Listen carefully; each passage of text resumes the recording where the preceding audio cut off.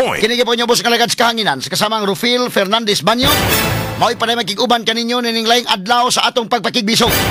Adlaw karon mahigala nga Martes, Pitsa 21 na. Buwan mahigala sa Enero tuig 2025. Straight to the point. Sa gihapon hatagan tagpagtagad ng mga issues nga mahilabot ang lungsod. Nagbagang mga expose, nagunang mga reports.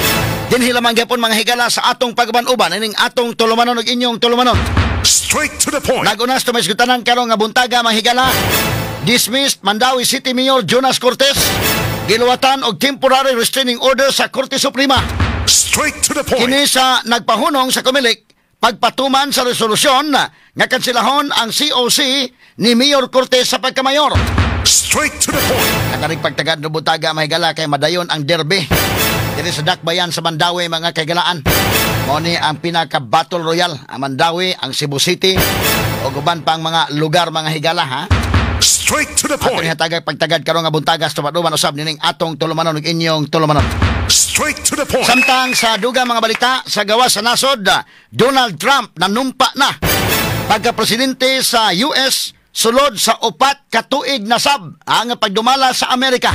Straight to the point. Atol sa speech ni Donald Trump, murag iya gipasingitan to mahigalang mga pahitabo dito sa Los Angeles, California.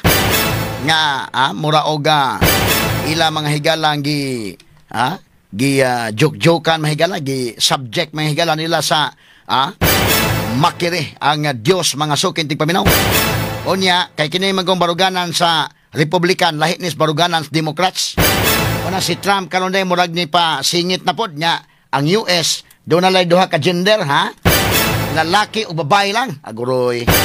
Nya unsa man ito mga pronouns nga nangausab na magkaning uban. Kay ni daghan na magkani ha. Balik ka sa original kay ingos Trump mahigala nga naalay lalaki, naalay male o naay female. Aha. Straight to the point. Lahi sa ning iyang baruganan mga higala, no?